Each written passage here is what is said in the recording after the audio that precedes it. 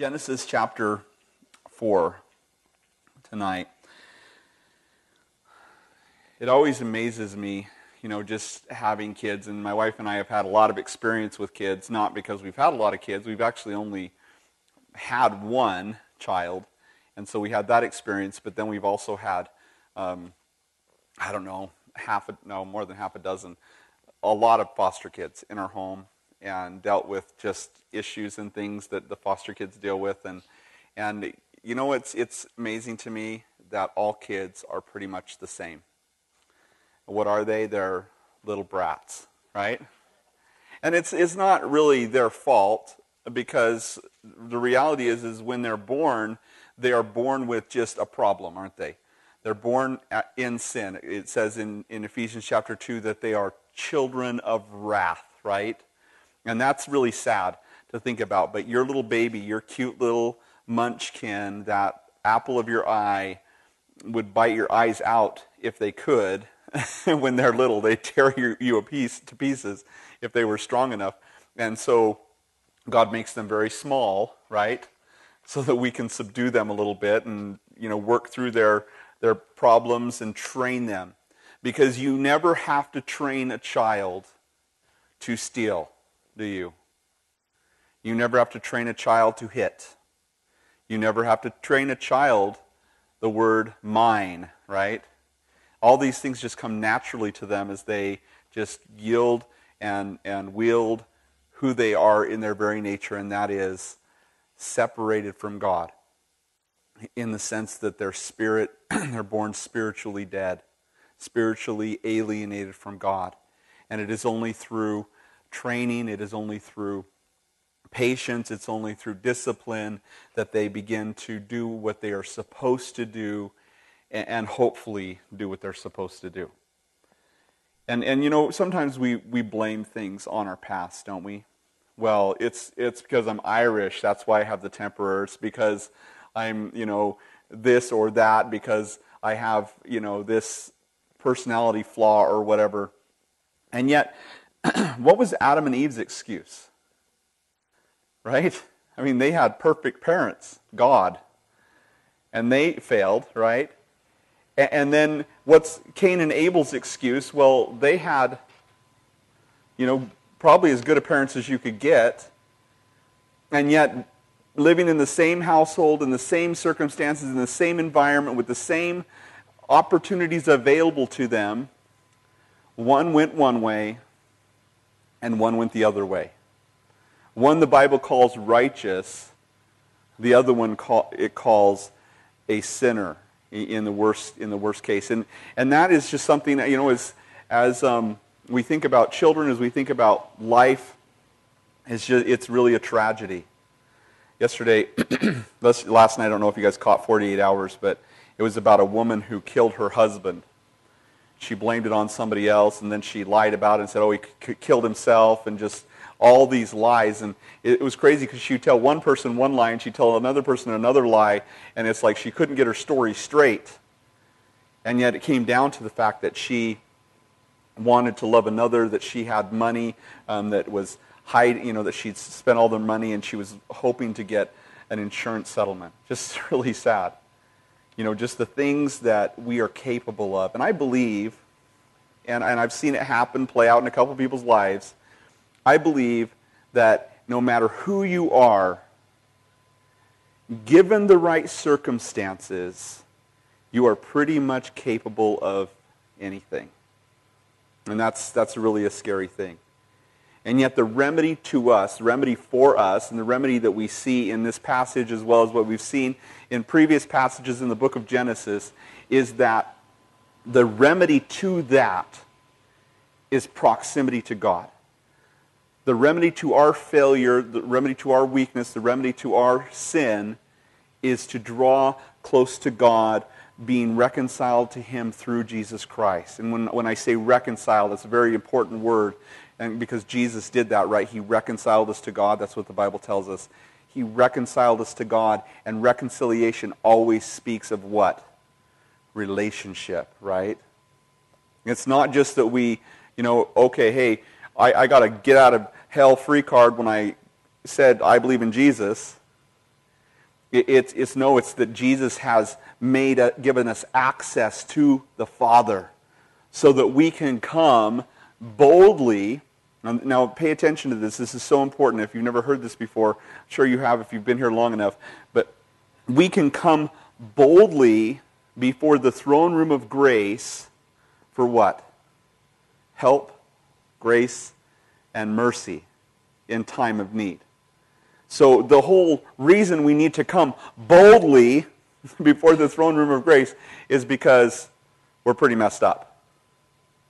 It's because of our failure. It's because of our need that we come boldly before God. Not because we have some awesome, hey, God, you need to see what I'm capable of. Come check it out.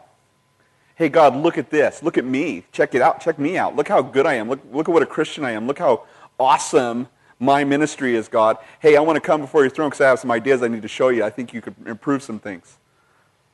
It's never that, is it? It's always, God, I need you every hour, right? I think the psalm writer actually got it wrong. I think it's, I need you every second, every nanosecond. I need you, Jesus.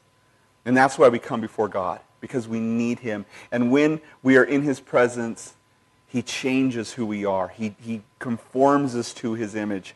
And that's the beautiful thing that we have through Jesus. What was lost in chapter 3, right, is regained in Jesus.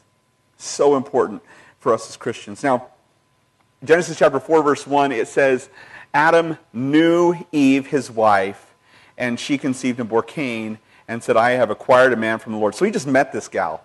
You know, he just knew, no, just kidding. Knew her means physical intimacy, right? It means he had a sexual relationship with her, and that's what the word means. He knew his wife, and she conceived, first time ever, first time she would experience that part of the curse. You know, in pain you will bring forth children. And this whole thing is going to be part of that pain. That pain, right? Remember, in pain you will bring forth children. I was asking, Shannon and I did a class on marriage and parenting and all that at Calvary Chapel, Boise Monday. This Monday. And I was talking to the moms there, and I said, how many guys was it painful when you had your babies? And they're like, yeah. And I was like, is it still painful? And this mom, who was probably in her 60s, she's like, yeah, it's still painful. I'm still having pain over that child today. You know, I worry about them every day. I worry about their decisions. I worry about their problems. I worry about, you know, are they going to get that house? Or they, you know, it's just always a stress for a mom to carry that. And so she conceived and bore Cain and said, I have acquired a man from the Lord. Now, this is interesting because the name she gives to Cain is acquired. That's what Cain means. It means acquired. She acquired a man from the Lord. Look, I've acquired a man from the Lord. Now, it would seem what Eve is believing about this birth is that she's thinking, look, the Lord's promise of the seed of the woman that will bruise or crush the serpent's head is here.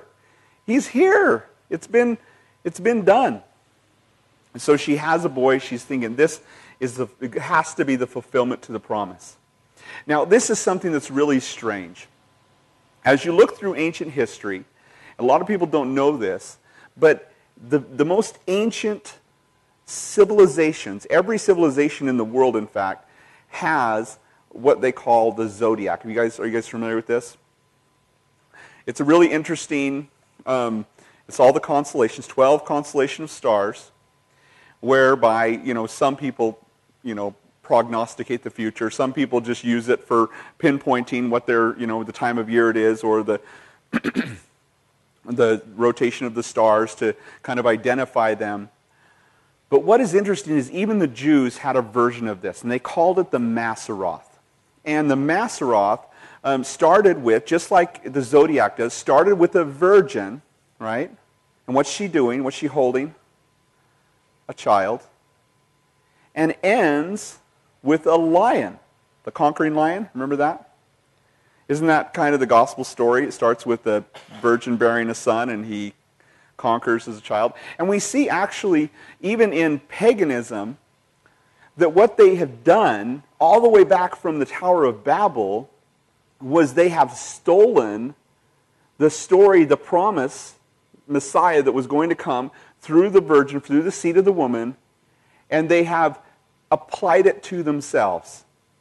And the first case we see of that, and we see that throughout all paganism, is in Babylon when a man named Nimrod, he'll be named later in the Bible, but a man by the name of Nimrod said, I am divine.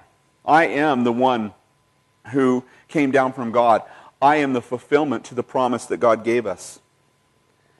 And then he went on some journey, hunting journey, and never returned. But then his wife, Semiramis, became pregnant. Mysteriously. She claimed virginity. And now she's having a baby by the name of Tammuz, born, guess when? December 25th. And she says, this is Nimrod reincarnated. God and man. Coming out of my womb, he is the Son of God. And, and so you see this interesting picture, and Tammuz, of course, was a tyrant. He was very, very wicked, and the only one who could appease him was his mother. And so they would pray, and you see that, weeping tears to Semiramis for Tammuz. Tammuz was the tyrant child. And basically bringing this whole mother-child relationship thing, into being and saying that he was the fulfillment to the promise that God gave way back. We see that throughout all paganism. Isis and Horus and all the different, that's the Egyptian version. Can't remember what the Greek one is, something and Jupiter. Maybe it's Venus and Jupiter, I can't remember. But anyway, all these different gods, and they're all the same story. They kind of, when the language was confused, it kind of spread throughout. But basically, the lie is that man has fulfilled this promise. Now, just a good example, within Greek mythology, you see Hercules. Now, just think about Hercules for a second. You remember the stories of Hercules? Hercules, he was born, he was half God, half man, right? He crushed the serpent, the 10-headed serpent, killed the 10-headed serpent. Then he went and he cleansed the stables. Of course, Jesus cleansed the temple, right? These are all things that are in the constellations, all the different things that he would do. What were some other things? He descended into hell and then came out, was able to defeat the beast that kept everybody in hell. He bore the weight of the world on his shoulders for Atlas for a time. Just think of the parallels. And yet all these things are just coming from the constellation and the stars, and it would seem that God from the very beginning would say, this is my plan of salvation, and then it just became corrupted from there. Now, what's really interesting is at the very beginning, Eve bears a son, and she says, this guy must be the one. He must be the one that God has appointed. So she names him, acquired, so that he can undo what the serpent has done. But then, this is weird, she bore again. This time his brother Abel. Abel's name means vanity or vapor. It's like, well, what's the point of this one, right? What's the point of having a second son if I already have the one son? Hard to say, or maybe it speaks prophetically of his life, because his life will be like a vapor in a time when people would live 900 years. And that's the interesting thing. We talked about that last time, is Adam and Eve were leaving the garden.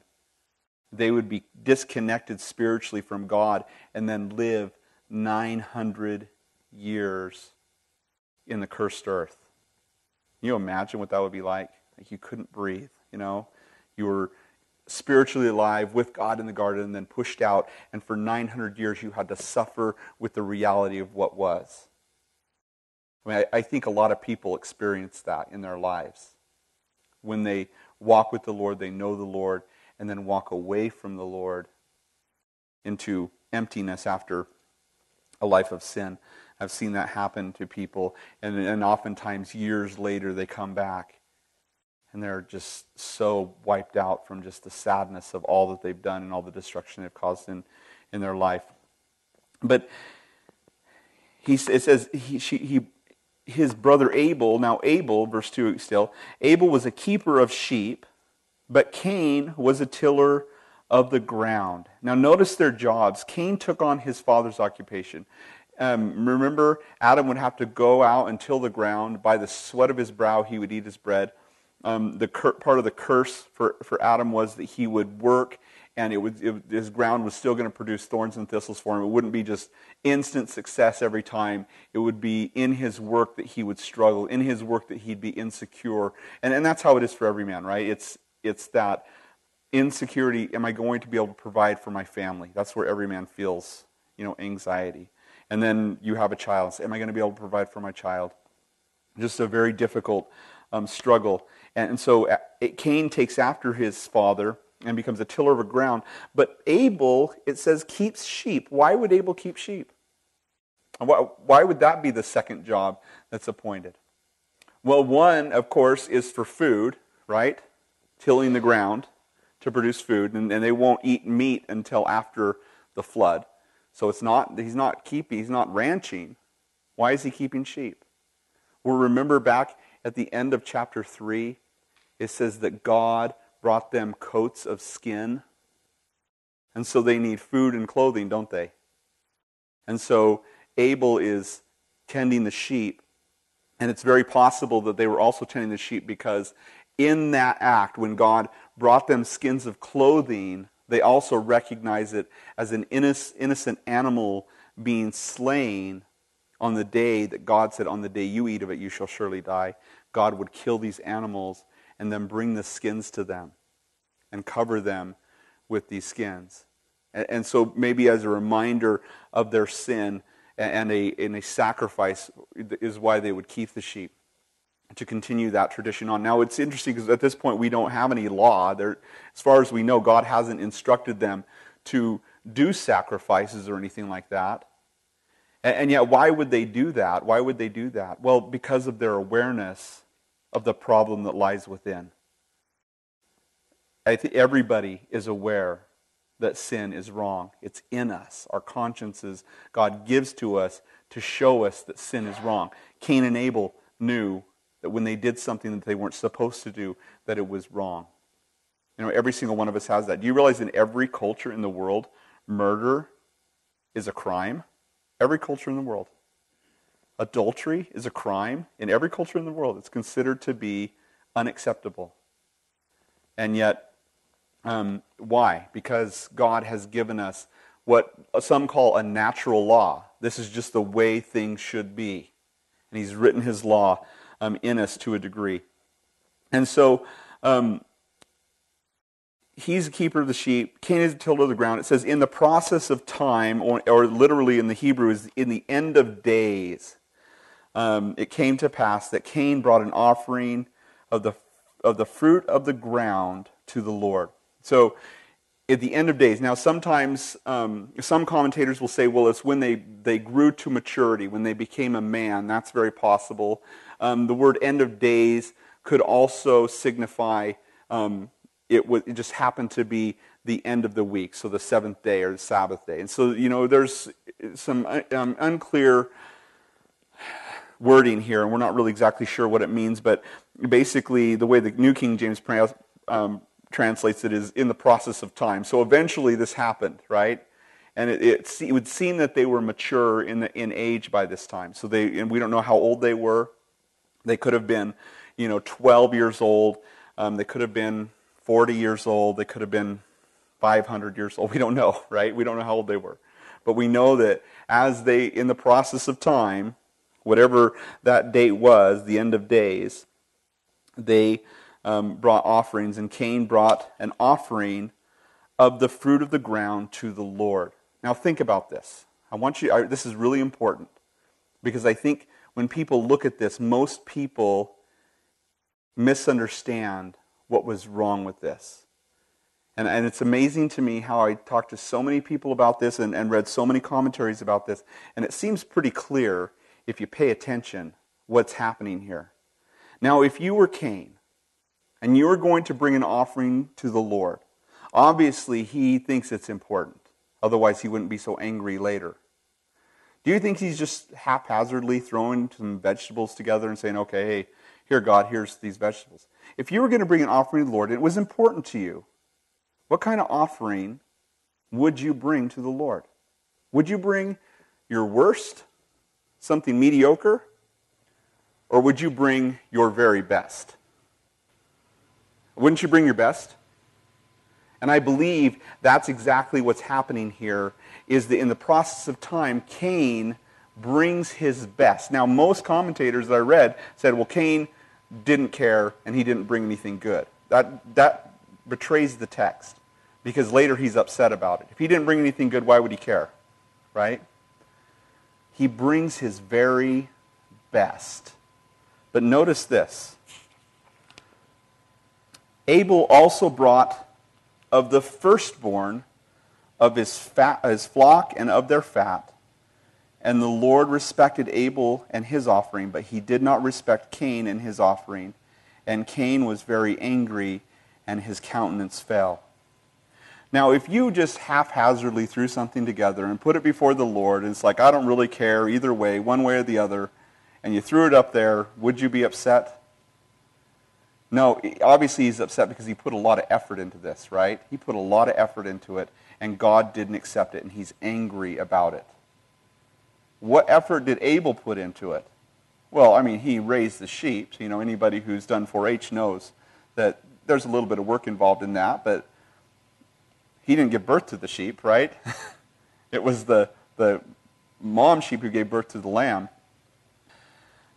This is what Hebrews tells us. Hebrews chapter 11, verse 4, it says, by faith, Abel offered to God a more excellent sacrifice than Cain, through which he obtained witness that he was righteous, that he was righteous, testifying of his gifts, and through it, he, being dead, speaks. In 1 John 3:11, it tells us this, 11 and 12, it says, for this is the message that you heard from the beginning, that we should love one another, not as Cain, who was of the wicked one and murdered his brother. And why did he murder him? Because his works were evil and his brother's righteous. And so it calls Abel righteous, and it calls Cain wicked. He's of the wicked one. What was the sin of the devil? Can anybody tell me? What was the sin of the devil? Anybody? Haughtiness? Pride. Yeah, pride. I will ascend above the stars of God. I will be like the Most High, was kind of the climax of what Satan wanted. Iniquity was found in him. He in himself was full of pride. Cain was like him, full of pride. Look what I've brought you. Look what I've done. Look what I accomplished, God. Look at this amazing fruit offering. Now, was it because he offered fruit and not animals?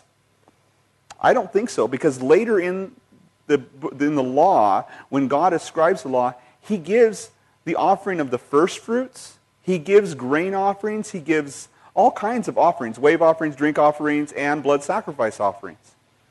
And so it wasn't the type of offering that he was giving God.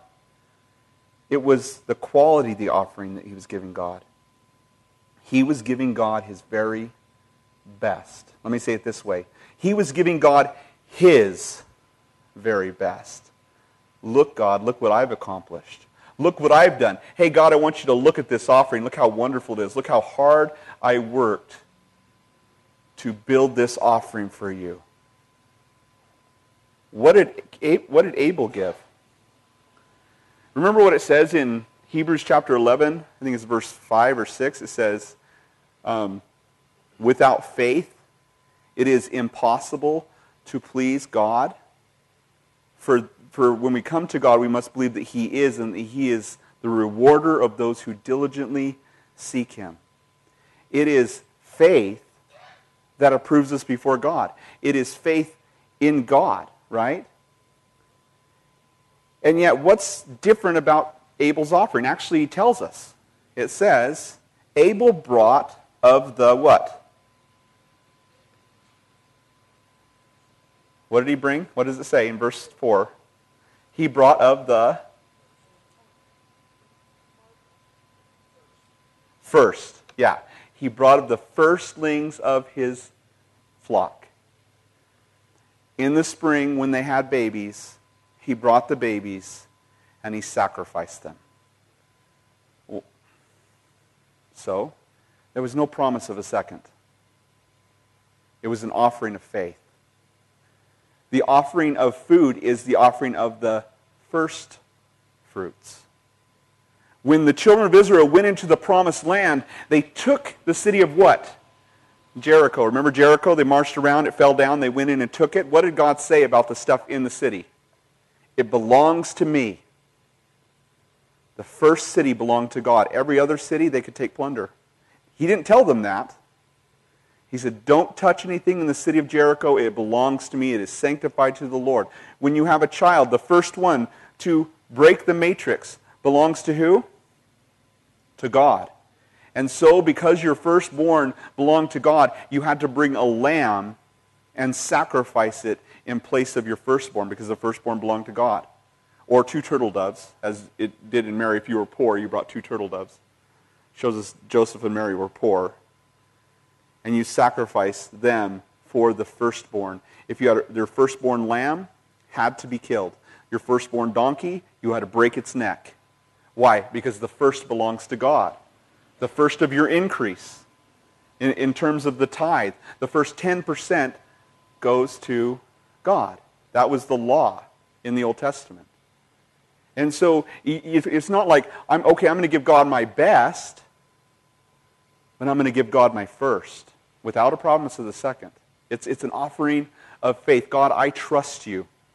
I read a story one time. It was really interesting. There was a couple who planted, I think they planted 30 rows of corn in this long, really long field. And so they had 30 rows wide, and it went really far. And they said, by faith, these first 3 rows belong to God, and all the rest is going to be our profit. And this crazy tornado or something like that came through, and it wiped out everything except for, guess what? Those first 3 rows. And yet they'd made a vow to God, these first 3 rows belong to you. And so they harvested them, they got the money from them, and they gave it to the Lord. And yet in doing so, the Lord ended up providing way more, just in miracles, for everything that they, didn't have from that crop that they were supposed to get. Opposite of that was the little boy who was given 2 nickels and sent to church. One is for an ice cream on the way home, and one is to give to the Lord. So the boy's walking down, and he's playing with his nickels, and one falls out of his hand and rolls down the gutter and into the drain. And he goes down there, and he looks down there, and he's like, oh no, God's nickel fell into the drain. Right? In this case, Abel gave an offering of faith, right? It wasn't an offering of the best of his flock. It was the offering of the first of his flock in the spring when the animals would give lambs. And so, because Abel was offering according to faith, God accepted his offering, and Cain was offering his best. It's amazing to me how many commentaries I read that said Cain offered just nothing. It didn't matter. He just offered anything, and Abel offered his best. And yet it says so clearly, he offered his first. That's what was the difference. That's why it was of faith. Verse 6, it says, so the Lord said to Cain, why are you angry? And why is your countenance fallen? If you do well, will you not be accepted? And if you do not well, sin lies at the door. Its desire is for you, but you shall rule over it. And so they're standing there before their offerings, no doubt, and it would probably stand to reason that as they put their offerings out before the Lord, probably, it's speculated they did it right in front of the Garden of Eden. There's the garden. They're not allowed to go in there, and so they offer an offering there between the cherubim, if you will. And they lay out their offering, and then fire falls and consumes Abel's offering, and no fire falls on Cain's offering. He's angry. And God speaks to him. And I think that that's true. I think the Holy Spirit always speaks to us in the midst of, when we're about to sin, doesn't he? Don't go there. Don't do that. You guys ever heard that voice? Anybody? Yeah? Maybe? If you'll admit it. Right before you're ready to do something, it's like you hear the voice, don't do it. Is that voice coming from you? No, probably not, because you want to, right? You're angry, you're bitter, you're full of lust, whatever. And he tells him sin lies at the door. If you open that door, maybe the Lord's even told you that. If you go through that door, if you take that step, sin is going to overcome you. No temptation is common. All temptation is common to man. There's no temptation that it comes upon you, God tells us, that he will not give you a way of escape, right? Now, that does not mean God won't give you more than you can handle. God always gives you more than you can handle. But he won't let you be tempted beyond what you can bear. That he doesn't provide a way of escape. And God always provides a way of escape. He always speaks to us in that still small voice. Don't touch that. Don't click that. Don't open that door. Don't go there. And so we have a choice to make. And Cain had a choice to make. Sin lies at the door. It's interesting because in the book of Hebrews it talks about don't, allow bitterness to take root. Because when it takes root, the root of bitterness comes in, it springs up and defiles many. That's the thing about bitterness. That's the thing about sin. It lies under the surface, doesn't it? It doesn't just come out. And if we leave it there, if we foster it, if we hide it, it's not going to be long before it rears its ugly head and consumes us, right? And then hurts people around us. Bitterness is something that Cain was allowing to take hold of his heart. And it's wrapping itself around his heart and squishing him. As Christians, we have no room for bitterness, do we? Bitterness shouldn't have any place in us. Jesus says, as you've been forgiven, forgive. If you don't forgive, neither will my Father in heaven forgive you. That's pretty intense stuff that Jesus tells us. And so how do we forgive when somebody's done something so awful to us? Now in this case, Cain didn't have anything awful happen to him. He just was embarrassed maybe. But when somebody has hurt you, how do you forgive? Well, first thing we have to do, and I just want to go through these steps really quick because I think it's important. The first thing we have to do is we have to confess it as sin. What? What do you mean confess it as sin? Somebody hurt me, that's sin that I'm mad about that? Yeah. Why? Because it falls short of the glory of God. Jesus, when he died upon the cross, he died for all sin. He died for that sin. He died for your sin, he died for their sin. And so when I have something against somebody, I'm saying I have a higher standard of forgiveness than Jesus does, who died for their sin. And so I have to look at that and I have to say, okay, God, I confess this falls short of your glory. This is not what you want for me. This is poisoning me. And that's really the truth. Because what it's doing to you, what bitterness does to you, is it poisons your soul. Have you ever met a really bitter person? You see it all over their face, don't you? They wear it like a mask over their face. And if they get an opportunity, they'll tell you how and when and why and what happened to them and why it wasn't fair, and that person, and they did this to me, and it plagues them. And really, bitterness, and I've said this before, so if you're hearing it again, maybe you need to. Bitterness is like drinking poison and expecting that person to die. Because it's poisoning you. It's keeping you in bondage, and it's just allowing that person to continue to hurt you. Whether real or imagined, because sometimes people are bitter over something they imagined. It wasn't even really true.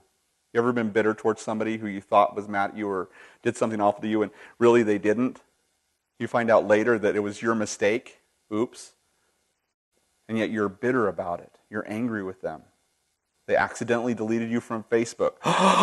End of the world, right? Why did she delete me from Facebook? Well, see if I ever friend her again. It's just a mistake. I don't know. But how do we deal with it? So we confess it as sin. That's step one. Step two, ask God to put forgiveness in our hearts for the person who hurt us. Say, God, I can't forgive that person. I confess my inability to forgive. I need you to put your forgiveness, the forgiveness you gave them when you died on the cross for that sin, put it in my heart so that I can be free from this. Because all bitterness is just allowing them to continue to hurt you. So when you let go of it, it frees you.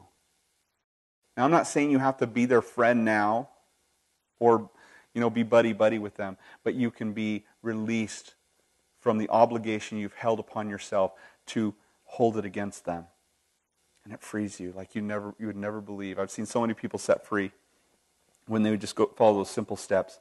Confession and then asking God to fill their heart. Well, Cain didn't do that. Verse 8, it says, Now Cain talked with Abel, his brother, and it came to pass that when they were in the field, Cain rose up against Abel, his brother, and killed him. One commentator says, and I couldn't really find this in the Greek, but it said that this word killed means to slit the throat. And I don't know if that's exactly what it means. It means to slay. But he killed his brother. And actually, in Matthew chapter 23, this is what Jesus says to the Pharisees, those who are going to kill Jesus. He's basically saying, you're continuing a tradition. You're continuing what Jude calls the way of Cain. In Jude, verse 11, he calls, they're continuing after the way of Cain. And this is what Jesus said, Matthew 23:35, that on you may come all the righteous blood shed on the earth, from the blood of righteous Abel to the blood of Zechariah, son of Berechiah, who you murdered between the temple and the altar.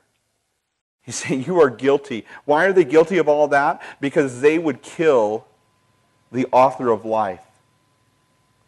They would, without believing him, without putting their trust in him. And yet, when Jesus died on the cross, what would he say? Father, forgive them, for they know not what they do. It's amazing. Talk about forgiveness. I mean, it's just beyond us. And honestly, I think that we can say the same thing when somebody has wronged us. Father, forgive them. They know not what they do. They don't know the damage that they're doing to their own life when they're hurting me. Lord, help me to have your forgiveness. Help me to have your righteousness. By faith, I want to take on your character so that I can bless instead of curse, right? What are we supposed to do to our enemies? That's revolutionary what Jesus tells us to do to our enemies. Forgive our enemies. Isn't that crazy? Paul goes even farther in Romans chapter 12. He says, if your enemy is hungry, feed him. If he's thirsty, give him something to drink. Pray for your enemies, and those who spitefully use you. Crazy the things that the Bible tells us that we are supposed to do towards our enemies, and yet that's how Jesus was. And yet we can't do that without his strength, without his enabling. Verse 9, it says, Then the Lord said to Cain, so he killed his brother. The Lord said to Cain, Where is your brother Abel? Or where is Abel your brother? He said, I don't know.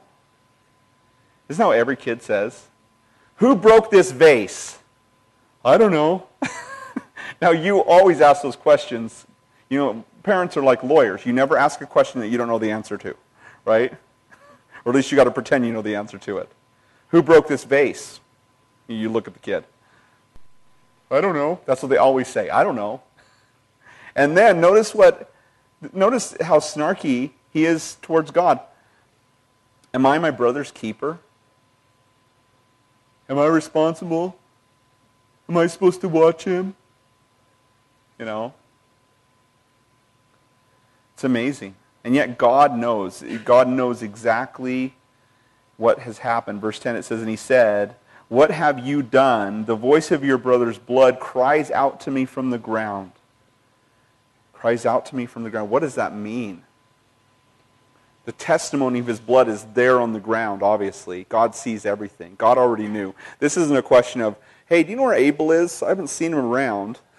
You know, it's kind of like when God said to Adam and Eve, where are you?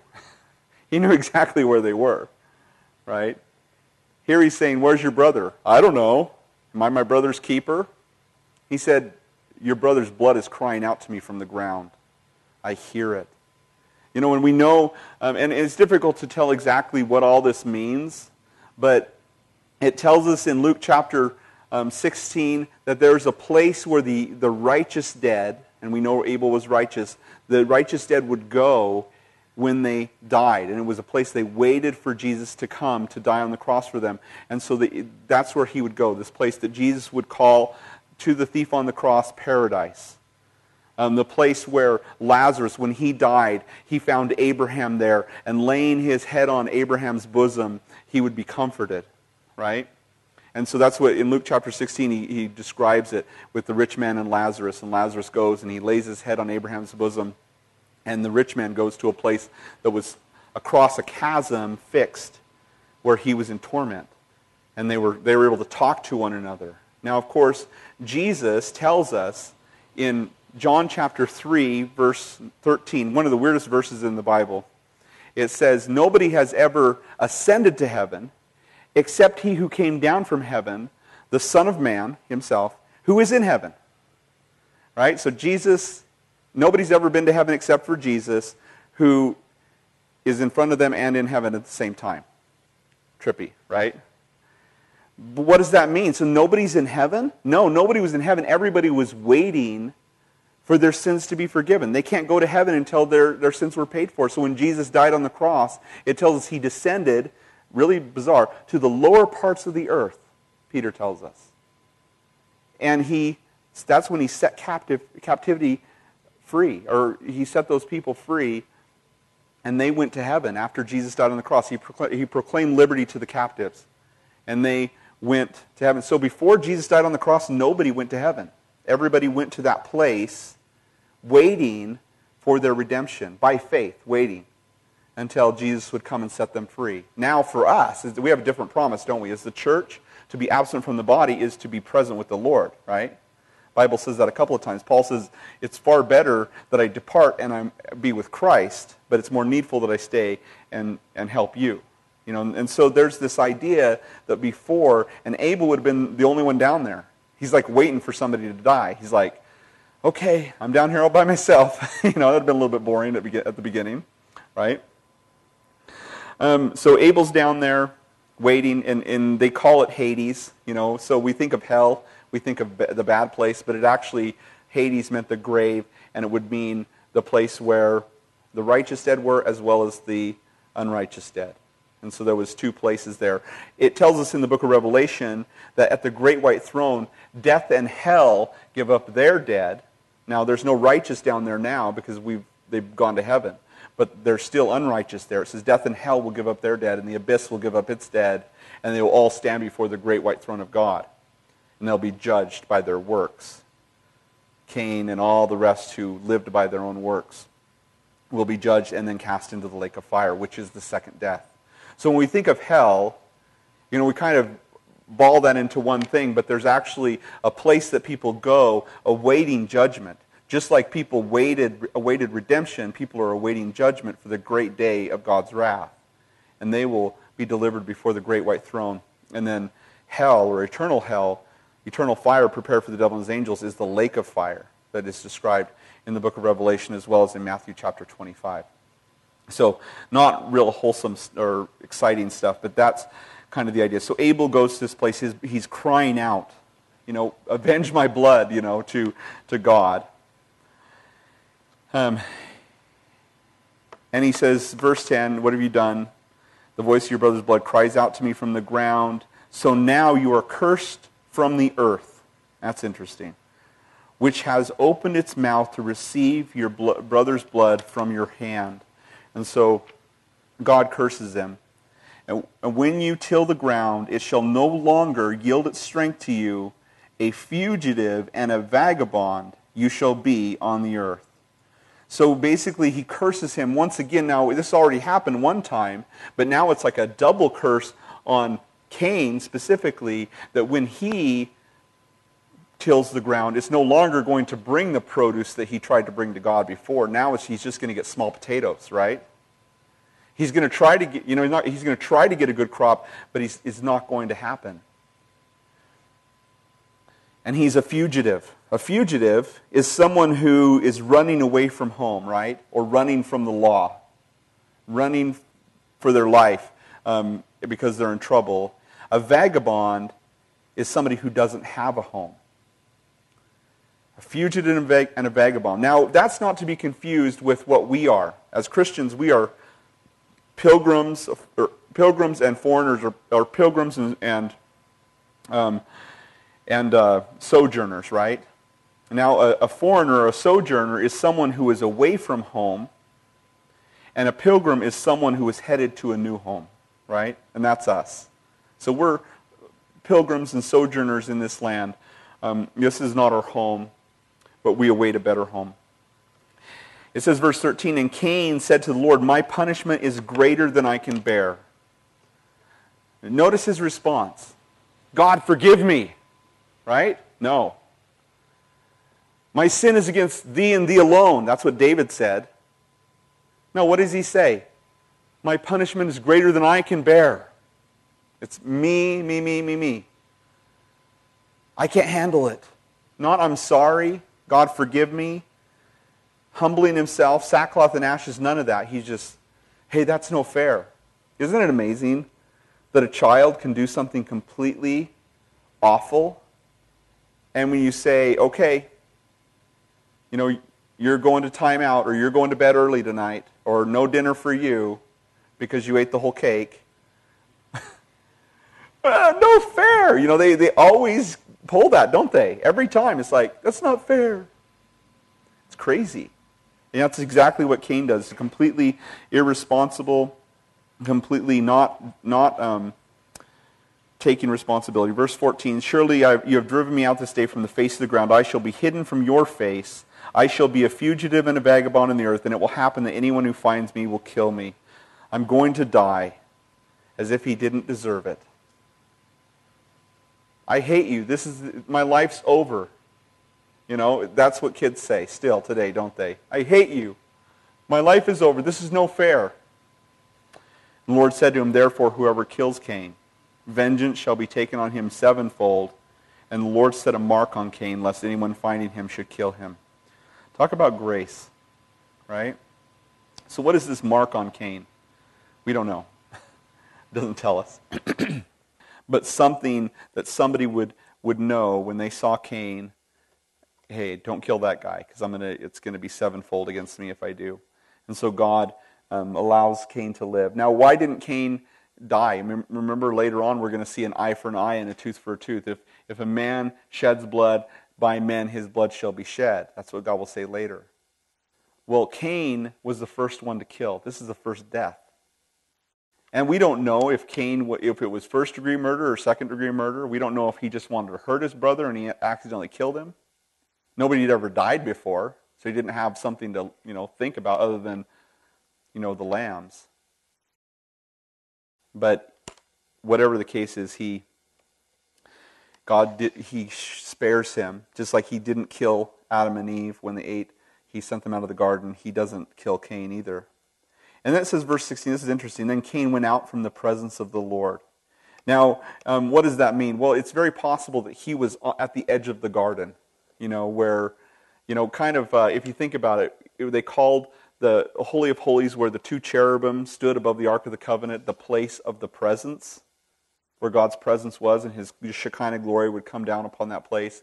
And so it's thought that they would go to the garden for sacrifice. They'd go to the edge of the garden where the flaming swords were, and the cherubim were standing there with the flaming swords, and they would talk to God, into the garden, talking to the garden to God. It's hard to say, but it almost seems like they're having an audible conversation with God, and yet that's not the only way that God speaks to us, is it? God speaks to us sometimes through other people. God speaks to us as we read his word. Sometimes he puts impressions on our hearts. speaks to some people in dreams and visions every once in a while. And yet God doesn't speak to us, every day, every moment, does he? We don't have that experience. And Jesus, didn't seem that Jesus was always talking to the Father, or that Paul the Apostle was, doing a minute by minute, okay, God, what do you want me to do next? Do you want me to eat, the beef, or do you want me to eat the chicken? They didn't go through that. They were, we are very much in God's will, just living our lives and acknowledging Him throughout the day. Asking God to lead us, and maybe putting big decisions before Him, right? God, do you want me to walk or do you want me to run? That type of thing, But God may impress upon you to do something. I want you to run this time, right? But we don't have to drop every little decision we make before the Lord. We don't see an example of that in the Bible. So,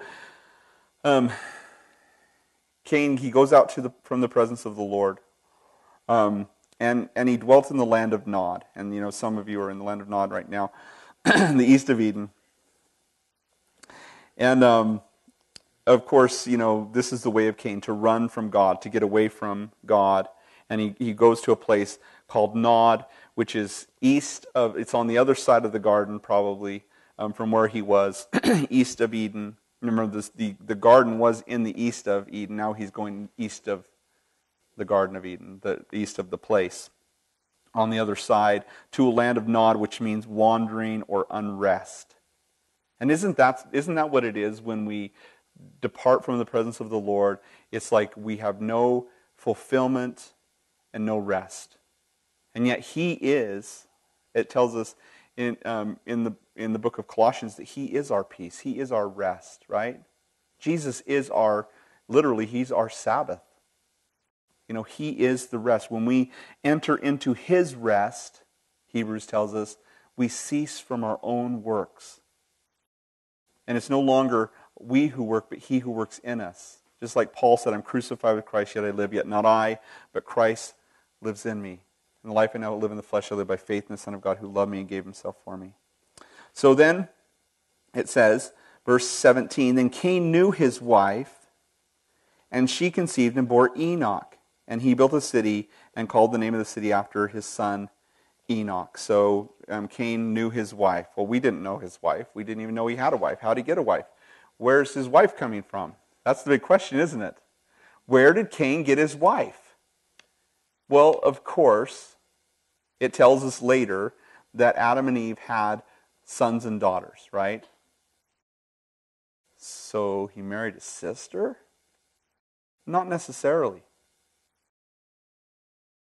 Well, what do you mean? Well, maybe Adam had a wife, or maybe Abel had a wife, and they had a daughter, and maybe he married Abel's daughter. It's possible. But most likely, he married his sister. Now, why is that not gross? Think about this. Who did Adam marry? Himself. Yeah, he married himself. Talk about close relationship, right? And yet we know, because of genetic entropy, that this would be completely fine with Adam and Eve. Adam and Eve were, of course, the same person split into two people, so their genetic makeup would have been very, very similar or identical to each other. And then they would have a child, and their genetic code would be so perfect and so intact that the variety of all of you here and everyone else in the world was all inside of them. And there would be no mutations, there would be no genetic defects, genetic flaws. And what we see is the rate of attrition with genetic entropy. And you know what entropy is. How many don't know entropy? Okay, how many know what entropy is? Okay. Entropy is the second law of thermodynamics. The first law of thermodynamics is that energy cannot be created or destroyed. That is within our system, within the box. Something outside of the box could have created everything, right? But we know within our box, within the creation, energy cannot be created or destroyed. It goes from a place of useful energy to a place of unuseful energy. And it's Newton's law of an equal opposite reaction. Same type of a thing.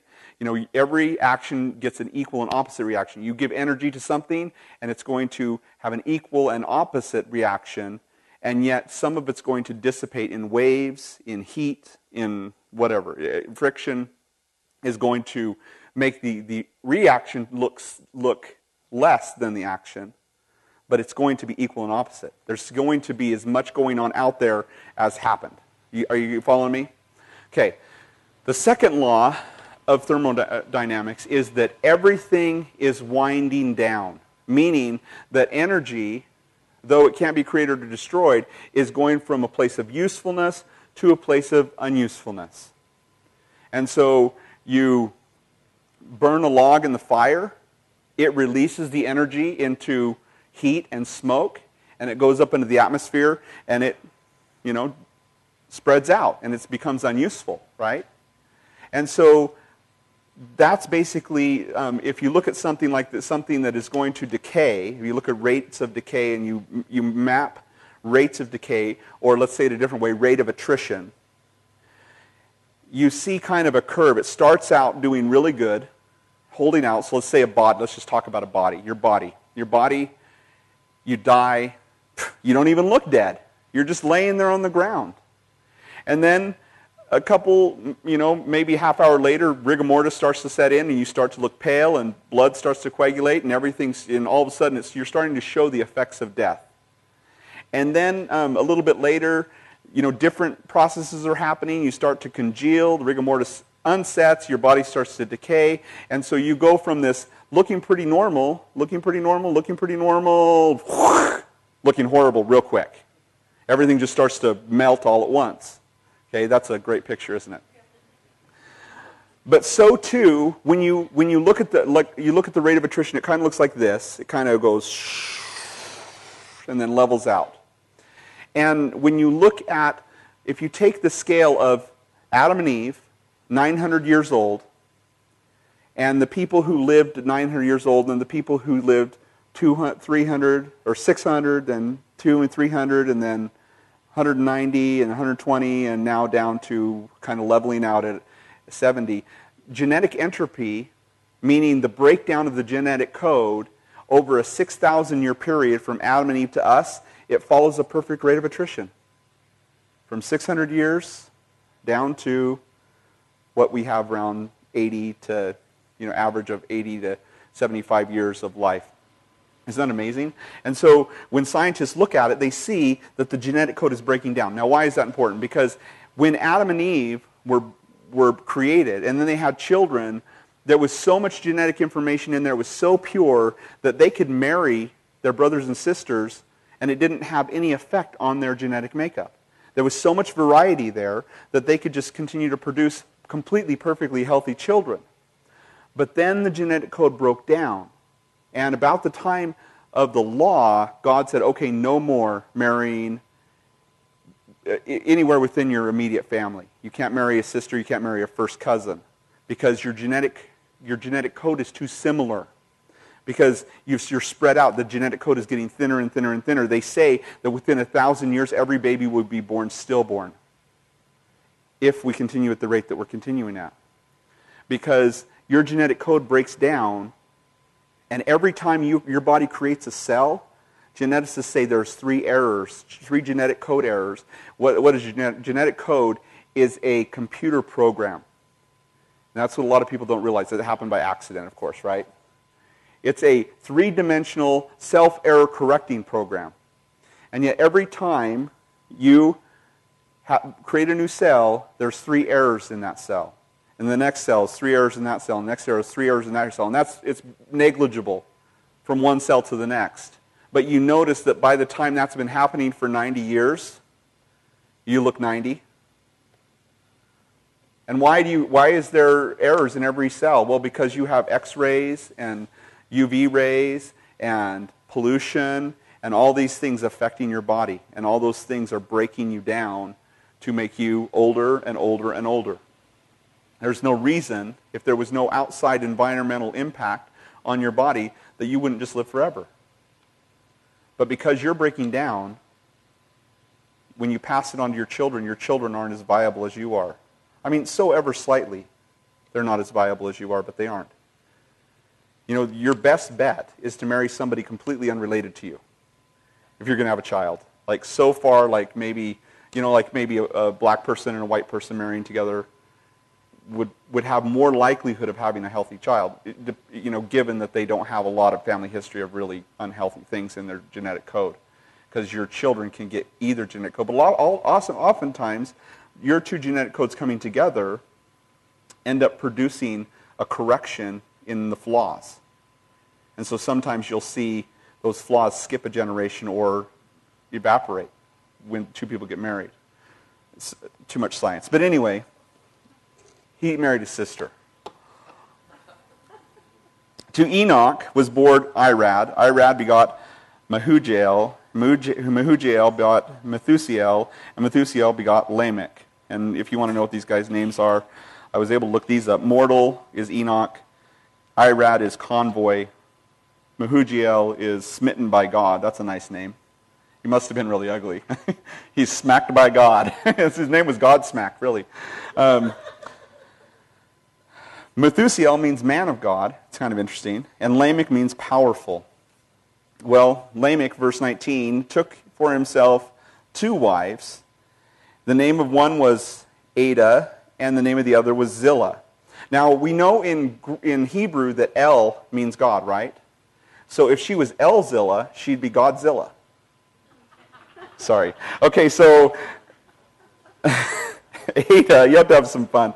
Ada means ornament, and Zillah means shadow, as far as we can tell. So hippies name their kids biblical names, usually. Ornament and shadow, and who knows what, a rainbow. But notice what happens here. A variation from order takes place, and that is what we know as polygamy, right? Now, I guess there's a saying, I heard this, there's a saying amongst the Bedouins who live in the Middle East, and that is one wife is too many, and 10 wives is not enough. That's what they say, whatever that means. I'm thinking, I can barely keep one woman happy. There's no way I could keep 2 women happy. But here he has these 2 wives, and this is the beginning of polygamy. Of course, it's on Cain's side is where it starts, where this idea is introduced to mankind. And what is interesting about this is Jesus said, in the beginning, he created them male and female. Therefore, a man shall leave his father and mother and cleave to his wife, not wives, but wife, and the 2 shall become one flesh. Not the 12 shall become one flesh, but the 2. And so it's biblical. I know that we see a lot of examples of polygamy in the Bible, but it's not giving, the Bible just records what happened. It doesn't say this is the way it's supposed to be, right? In fact, Jesus said it's not supposed to be that way. It's one man, one wife for life, and that's the way that God created it. Verse 20 says, and Ada bore Jabal. He is the father of those who dwell in tents and have livestock. So he was the first shepherd, at least in Cain's line. Now, we have to remember that this is not in chronological order. This didn't all happen before Adam and Eve had their 3rd son. We'll see that in a minute. But this is just kind of what happened up until through Cain's line. It's kind of what we're seeing. So he had Jabal. He was the father of those who dwell in tents and have livestock. His brother's name was Jubal. He was the father of those who play the harp and flute. And actually, they're not real sure what these names mean. We get words from them, like Jubilee comes from Jubal's name, but we don't know what his name exactly meant. As for Zillah, she also bore Tubal-Cain, an instructor of every craftsman in bronze, and his name just means son of Cain, and iron. And his sister, the sister of Tubal-Cain, was Naamah, and we don't know why they named her, but for some reason she got named. She's the 3rd daughter of Adam and Eve that is listed, and we have or descendant, as far as a woman. We have Zillah, Ada, and Naamah are the only 3 that are listed here, other than, of course, Eve is the only other woman that is listed. Then Lamech said to his wives, Ada and Zillah, hear my voice, wives of Lamech. I'm thinking about doing that, Shannon. Walk in the house. Hear my voice, wife of Michael. Listen to my speech. Kind of interesting. It's Hebrew poetry is the way this is written. It's kind of interesting. For I have killed a man for wounding me, even a young man for hurting me. If Cain shall be avenged 70-fold, or sevenfold, then Lamech 77-fold. And so basically, it's hard to say. Maybe he was afraid for his life because a guy attacked him and he killed him maybe in self-defense, or maybe he could have restrained himself and not killed him, but he killed this guy, and now he's saying, hey, I should be protected 77-fold because he tried to hurt me, I guess. It's kind of bizarre. But again, another murder takes place. And that's how life kind of unfolds in this new world. Just death, mayhem, destruction. And yet what's interesting about this whole thing is we see craftsmen, you have bronze and iron. Is this before the Iron Age? Yeah, way before the Iron Age. And then all this other stuff, instruments, they're playing instruments and agriculture. All this stuff is happening way before. That picture right there, these rocks, some of them are as tall as you or bigger. This is, they call these megalith structures. They find these in South America, and they are as old as you could possibly imagine. They don't even know how old exactly they are, but they're figuring tens of thousands of years old. Probably, and some would say these are antediluvian. But if you see some of these rocks weigh 300 tons. And yet they're cut like puzzle pieces with precision. An instrument has beveled them and cut them out. How did they cut them? And then how did they lift them into place on top of each other in a puzzle fashion? This is what they call an op art, an out-of-place artifact. Not only do they have this, but they have a laser engraved and gold-plated, electronically gold-plated dish of some, or kind of a goblet type of a thing that they found in the middle of a rock in Ohio when they were doing dynamite work. Supposedly millions of years old in the layer of rock that they found it.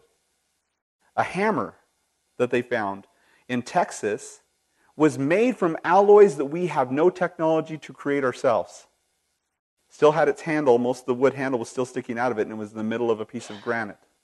Or maybe it was limestone, I can't remember what type of rock. But again, thousands of years old. Their explanation? An alien left it there. It is presumed from the time that Adam and Eve were created, and their first sons born, and the rest of their children born, and the time just continued to progress forward, that by the time the flood came, there was, at a conservative level, if every couple only had 12 children in 600 years that they were alive, or 900 years that they were alive. If they only had 12 children, the population of the earth would be over 6 billion people. Not only that, but they wouldn't have died, and so they could have built on their technology. And they find little brass toy airplanes. Was the world, at the time of the flood, as advanced as the world is today? A lot of people believe it was. Evidenced by the batteries that they find all over the world. Spark plugs they found in the middle of rock in California. Bolts that they find all over the world. It's amazing, the things that we're finding. And yet, if you're interested in that, just do a Google search on op arts. O-P-A-R-T-S. Op arts they're called out-of-place artifacts.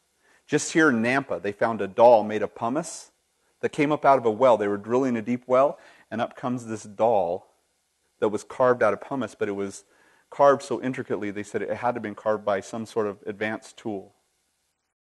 And it's amazing the things that are in this world, and people don't like to talk about them. And yet, it would seem that the antediluvian world, of the pre-flood world, was very, very advanced in technology and could have been as easily advanced or more advanced than our world today. That Noah was saved. And it kind of makes sense if Noah came out of that. Everything was changed. There's no more technology, no more Xbox. He gets out of the ark. He's like, I'm planting a vineyard and getting drunk. Right? I don't know, maybe. Just a speculation. Okay, maybe not. It says, verse 25, and Adam knew his wife again. Now this, again, I'm just telling you, this isn't in chronological order. this is after Cain and Abel killed each other. It's very possible they've had many children by this time. But it says he knew his wife again, and she bore a son. This was probably the first time after Abel was killed, and named him Seth. And then notice what she says, for God has appointed another seed. Remember the seed that was promised? Another seed for me instead of Abel, whom Cain killed. And she probably realized when Cain was little, this is no saint. This kid is no saint. And as Abel grew up, he had a more tender heart towards the Lord, whatever. And anyway, so she's saying, she kind of maybe switched to, I think Cain was not the one. I think Abel was the one. Then Cain killed him. And so then she has another son named Seth, and she calls him appointed. His name, Seth, means appointed. And he's going to be the seed to replace the one who Cain killed. Now this is interesting because Seth becomes the father of the Semitic people. Now, of course, he becomes the father of all of us, because all of us came from Noah, right? And so he's the father of all of us. But that's where you get the idea of Semitic, comes from the name, the Hebrew name Seth, comes appointed people. You know, the Semites would be considered, through Shem, and actually, forgive me, that's not through Seth, it's through Shem. Forgive me, but Seth, he's appointed as the one who would replace Abel, and verse 26, and as for Seth, to him also is a son born, and named him Enosh. Then men began to call on the name of the Lord. And so Seth has a son named Enosh, and it says that men began to call on the name of the Lord, and it would seem through Adam's line and through Seth's line that God would establish the promise of the seed that would come, that would undo what the serpent had done in the Garden of Eden. And we're going to see that next time as we look at chapter 5.